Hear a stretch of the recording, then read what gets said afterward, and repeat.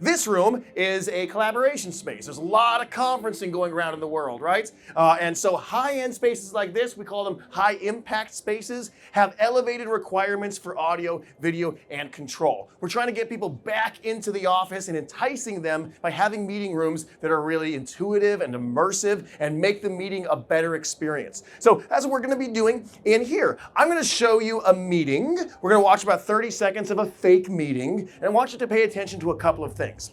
First of all, this is going to be a Microsoft Teams meeting in which we are doing their signature experience of the front row, in which we will see and hear the noises of the participants panned left and right based on where they are on screen. So pay attention to that as you're listening, unless you're watching on home via video, in which case you won't be able to hear it because you're not here. You're just watching, you're hearing a stereo image. Anyways, for here in the room, we're going to experience that. I also want you to pay attention to what's happening in the room as we set it up. Because even though I'm just going to be hitting a button on the Microsoft Teams controller to start the meeting, we can use that activity to send all kinds of commands to Q-SYS. So I start the meeting, and we're going to change the lights and the sounds in the room. Call started. So we have a good meeting. Good morning, everyone. Morning. I trust everyone is well rested and ready to put this budget to bed. So, product development. Let's start with you. Look, I've already cut 12%. If I cut any deeper, we won't have anything left to sell. Look, Lindsay, we go through this every year. Every department is making sacrifices. Yeah, we sit and we make excuses instead of getting creative and doing the work. Yeah, well said. Sorry, is anyone else looking at line 280? Yeah, it looks like there is an entire GL dedicated to the Ice Cream Sandwich Club. Huh? Weird. Totally. Someone's been charging $10K every quarter to that GL. That's ridiculous. Well, yeah, but also it's not that much money, right? Right? It sounds like a rounding error or something. Yeah, it sounds like someone's getting fired is what it sounds like. I'm going to mute this call. Call muted. I can mute the call just by waving my hand over this microphone, by the way, with a proximity sensor in our NMT1 microphone. Did you hear how it sounded like their voices were located based on where they are left to right in the room? Kind of more natural, feels like you're actually across the table from them, right? Pretty exciting. Also, did you notice all the things that are happening in the room as we interact with it? I mean, turning the LEDs on the microphone red when you're muted, that's pretty standard. We did the same thing with our partner microphone up in the sky, but we're doing other things too. We have LEDs on the walls that are changing the room itself to be red. We're changing the signage in the room so that if you're in the room, you know that privacy mode is engaged intentionally. We're also sending that graphic to the far end so they know that you did that on purpose and not wondering whether or not you accidentally hit video mute or something like that. Take a look at the cameras. The cameras have turned around and are facing the wall. So you know that you are not being seen by the far end because they literally can't see you. These are the kinds of things that we can automate to make this room more immersive and easy to navigate. Now, normally, I said this was Microsoft Teams room. We're agnostic as far as what conference application you want to use. You could be Google Meet, it could be Zoom, etc. Normally, for any of those, you're going to have a touchscreen controller right here on the desk to start and stop that meeting. I've got them all over here, and I started it over here for a reason. But I want to show you what that experience looks like. I'm going to redirect that up to the big screen. So this is a page that we're seeing on the Teams controller. This looks like you're in the Teams environment. We've got the right colors and the right fonts and everything, but this is not actually part of Microsoft Teams GUI. This is an interface that we built on the Q-SYS side that we can deliver to the touchscreen controller that the user can navigate to. Now, why did we do that? We did it so that it feels like you're still in the Teams environment, but in actuality, you're now interacting directly with Q-SYS. Because I don't want someone here to feel like they're learning two different types of systems just to control the room, right? I want everything in one place. And I don't want someone to have to run across the room and turn on the lights over here and the HVAC controls over on this side of the wall, right? And there's 3 different touch panels across the desk. Then you get confused and people are going to have a hard time in this room. Have you ever met people before? Have we all interacted with people? Yes? What are people? They're awful, right? They're awful. They will get something wrong if you let them get something wrong. Put it on one pane of glass so they can't get it wrong. And if they do still get it wrong, then we can give them an option. Help desk. Like I'm going to give them just an option here to go over to my help desk. Come here, help desk. And I want to call for help. Help desk has been requested. Please stand by for further instructions. Now I can get an email sent to the IT department. I can get a notification on the Microsoft Teams channel so that IT knows that someone in this room requires assistance, just as easily as that. I can control everything else in this room too. I could change the lighting. I could change the different types of contents that's on the side displays. Whatever it is that Q-SYS can control, we can put that power right in their hands. So that's the goal for rooms like this. Intuitive, immersive, and reactive to the behavior that they need. Yes? Brilliant. All right. Okay, for legal purposes, I have to say that not all people are terrible, even though I did reference that. All right. Okay, so we're done with this room. We're going to go through the next door, and we'll talk about lecture hall spaces. Okay, so like I was talking about, that last room was all about collaboration, boardrooms, huddle rooms, things like that. This is about something more like higher education. We are in a lecture hall or an auditorium of some kind. And here I'm a professor. I'm giving a very important lecture. You are all my students. Welcome, class. Thank you for coming today. I also have a TA here in class today. Say hello to Patrick over there. Hi. He's going to help me out a little bit with his demonstration. And in this environment, you are all in the room. So you are going to have a good experience because you can learn from me directly. But we all know the world has changed in the last couple of years. And we've got people who are going to be learning remotely, right? Education is now a hybrid experience where you've got in-room participants and distance learners, and we want equity between those two types of learners so that people at home can get as good of an experience as if they were in the room. How can we give that to them? Well, there's a couple bits of technology in this room that I'm going to show out to you. I'm going to show out to you? That's not a phrase. Anyways, first of all, I want you to take a look at the cameras in the room. Up here, I'm going to cycle through the 5 cameras that are at our disposal just to show you what each of them are looking at. There's 2 cameras up here above me looking at the audience. There's 2 cameras in the back that are aimed at the presenter. There's another camera in the far back corner that's aimed at the whiteboard. And again, if you're watching this carousel of videos, you'll see that pop up. There it is. So 5 different cameras. Why do we have 5 different cameras? We'll talk about why in just a second. This screen is showing us what we're sending to the far end. So if you're at home and you're dialing in to learn about Nate's lecture, that's what you're seeing. You got a medium shot. You can see me walking around on stage. You got a whiteboard that you can't really see too well if I'm drawing on it. And if anyone in the audience has a question, you're definitely not seeing that on that shot, right? And it's a static shot. If you try to watch that for an hour, you're going to get really bored. If you're bored, you're not learning. This is a mediocre experience for the distance learner. Let's improve that. How do we get that better? First thing we can do is we can integrate the audience. So if someone in the audience asks a question, for instance, we want a camera to focus on that person, but I don't want to pay someone to sit in that room all day long just to toggle over to another camera. That's a waste of time. We want to automate that. So we're going to automate it with automatic camera preset recall. Audience switching enabled.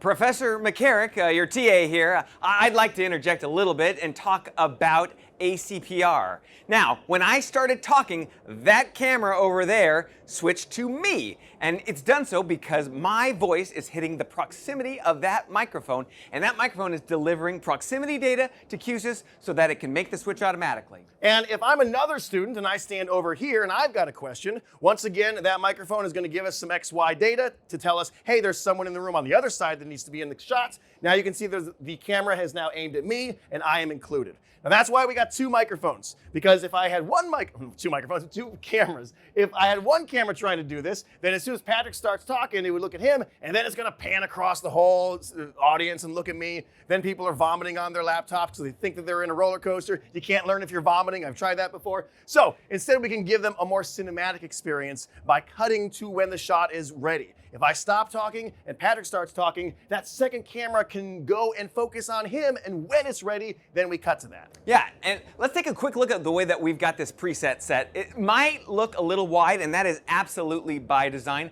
Darren, if you get your head out of that screen right now, hopefully, or it's going to pick you up. There we go. So if we think about what we've got here, we've actually created a margin of error for Q-SYS to work with. And when we deploy another technology called auto-framing. Auto-framing enabled. It's going to count the number of faces that it sees. So it sees my friend over here. Come on over here. It sees 2 people, and it's going to frame both of our faces to be relatively in the center. And if you were to scoot all the way out of frame, it's going to see that you've left the frame, and it's going to frame right up on me. So take a few more steps that way, and we'll give Q-SYS a second, and look at there. Pops right back in. So Now we've got the audience as part of that far end call, right? We can see the people in the audience, we can get a nice tight crop on them, but when we are in presenter mode, we're still with this. We're still with the super wide, mediocre shot. It's time to improve that part of it. And for that, we're going to introduce something, one of the biggest developments in Q-SYS for a while. This is AI-driven full body presenter tracking via Vision. Presenter tracking enabled. All right, so first thing you're gonna notice is that we're zooming in and getting us a better crop. Kind of like what we just saw with the auto framing on Patrick. It's zoomed in on me, it's giving me, based on our preferences, a tighter image, which is great. But this is not just framing, this is full presenter tracking. If I move around the room, you can see that that camera is following me. Here's what's happening behind the scenes. This is the image from the Vision server. Everything that's in this shot is something it's trying to analyze. Now, you'll notice this is a wide shot, even though the presenter shot over there is still tight. That's why we have two cameras in the back. One camera is operating as a conductor mode to take a look at this. The other one is receiving the commands to zoom in and move around. All the green boxes in here are things that Vision is fairly certain is a human. The orange box is something it's not quite sure is a human. I'm so sorry, we're not sure you're human. You didn't quite make it. What a weird way to learn that you might be a robot. I'm just doing it looks like I am 92% likely to be a human. That's better than my ex-wife would have given me, so I'll take it. Up here, I am in this green presenter area that you can see on that page right up there. So I know that I'm the presenter because I'm in the area we've designated as the presenter zone. Whenever I move around, it's going to keep following me. Doesn't matter if someone else stands up, it's still going to follow me. With this information, we can do more things. You can see that purple area up there as well. That can be a trigger zone. If I move to the purple area, like this whiteboard over here, we can make various things happen. We know that while I'm here, I'm going to be working on a whiteboard. That means the whiteboard is the important thing. So take a look at what we're sending to the far end. We've swapped the camera that's in the back of the room because that camera is permanently dedicated to this focus space in the environment. Because if you've watched me already, you know that I do this a lot. I sway while I talk, while I stand. I don't want the camera to kind of follow me as I'm doing this. I want the camera to focus on the whiteboard so the far end can actually read what I'm doing, right? When I leave this area, the light will dim, so it's no longer a focus area. We go back to the presenter cam and it's on me again. And a reminder, this is not just facial tracking. This is full body tracking. You can see 18 points of telemetry data on my skeleton. If it can't see my face, that's fine. If I'm wearing a mask, if I move around, it's going to continue to track me the entire time. Now, if you're wondering, is this an either-or scenario? Do I have to use Vision or ACPR? The answer is, of course, you can use both. So when I start tracking, it cuts back to me, and when I'm done, right back to Nate. And I saw some of you notice this already. There's more things we can do in the room with this data. Because we have the locational information of where I'm at, you may have noticed that the green LEDs on the floor are following me, right? Wherever I stand, I am being illuminated by this green glow, which just makes me feel more important. I'm always highlighted in the room. It's everything I've ever wanted, to just have a light shine on me no matter where I walk. It's great. We can also set up areas of the room where you don't want the presenter to go. If I stand in front of something that I shouldn't be obscuring, we can trigger something else. Attention presenter. Yeah, that's me. You're blocking the display. Yeah, I know, but I did that on purpose. Please stop being terrible and move to one side. I was trying, I didn't mean to. Thank you. Thanks for being very harsh about that. Anyways, that is Vision plus ACPR. We're giving that distance learner the best possible experience they can. Cool? All right, we got one more room, let's go. It should go without saying, this room is fully controlled and automated by Q-SYS. Welcome to the Entertainment and Hospitality Room. In here, you're gonna vote on which demos you see. So make your way to one of the touchscreens in the middle of the room, tap it to claim it as yours. If there aren't enough, don't worry, we'll put the rest of you to work later on. Q-SYS delivers that wow factor in some of the largest and most demanding entertainment and hospitality installations on the planet. These systems need to deliver an incredible experience today, but also have the ability to grow and change to give customers a compelling reason to come back again. Since Q-SYS can do way more things than we have time to tell you about, you'll need to vote on which kinds of venues are important to you. Take a look at the touchscreens now and vote for one of the options that you see available. You can see that these are being tallied up in real time. We're gonna do this a couple of times today, so just a couple more seconds left. Get your vote in now, and all right, let's see who's the winner.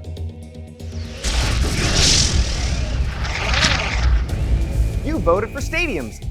sports! Aside from supporting the big game with support for front of house, back of house, VIP suites, and other player areas, you might want to use Q-SYS for things like real-time visitor data collection and analytics. We've all seen these little things on the way out of airport bathrooms before, right?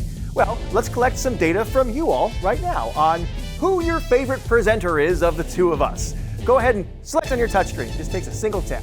Data collectors are starting to make their way into stadiums in an effort to monitor real-time satisfaction and behavior from the crowds, particularly in VIP patron suites. And the system can proactively make localized adjustments based on that feedback, or funnel that data to managed service providers or a data parsing tool. All right, let's do another round of voting. Once again, take a look at your touchscreens and vote for the type of venue you'd like to hear more about. There are some new options on there if you haven't already noticed, so take a look, pick your favorite. Like we said, we don't have time to show you everything. All right, time's up. Let's see what you voted for.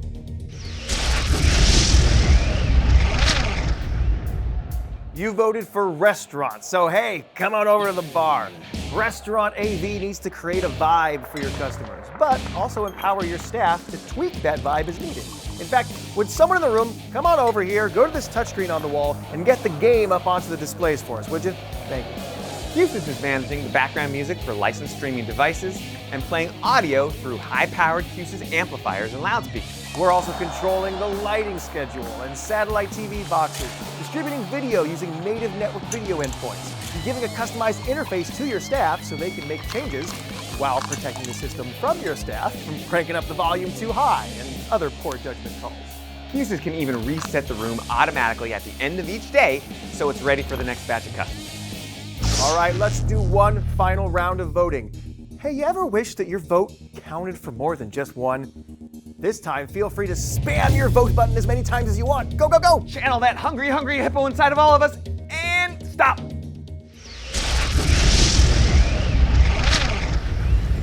You voted for the Q-SYS Lobby, an immersive ambient experience. Pretty serene, right? High-end corporate headquarters and hotel lobbies like this are using audio and visuals to create a nice, calm space to put your visitors in the right frame of mind for their journey ahead. Give a listen. That audio, by the way, is coming from the multi-track audio player in the core, and that surround sound is being moved around by our spatial 2D panner. And of course, audio is being driven by native Q-SYS network amplifiers and loudspeakers. Oh, I think they're ready for you. Your attention, please. We would like to see Thomas at the reception desk. Thank you. Okay, are you ready for the finale? We're gonna end this with a party, and we need you to vote one last time on which kind of music you want to hear. Pop music or 70s funk? And at this time, we're not going to be using those touchscreens anymore. We're going to vote with our entire bodies. If you want to vote for modern pop, go to this side of the room. And if you want to vote for 70s funk, come stand on this side of the room. We're using the auto framing feature in the Q-SYS network cameras to count the number of people in each side. So go ahead and make your choice. You got to move your whole body. Get up, move to one side of the room. We're about to call it, and Tie vote. Whoa. And the winner selected. Good choice. By now, you should know that if it can be controlled, Q-SYS can control it. Audio, video, lighting, environmental effects, motors, whatever it is that turns your space into an unforgettable experience, Q-SYS is there to make it happen. By the way, if you want to hear more Q-SYS loudspeakers, make sure you check out the high-performance loudspeaker demo room featuring the new PL series and a lot more. Thanks for coming to the booth. Have a great day.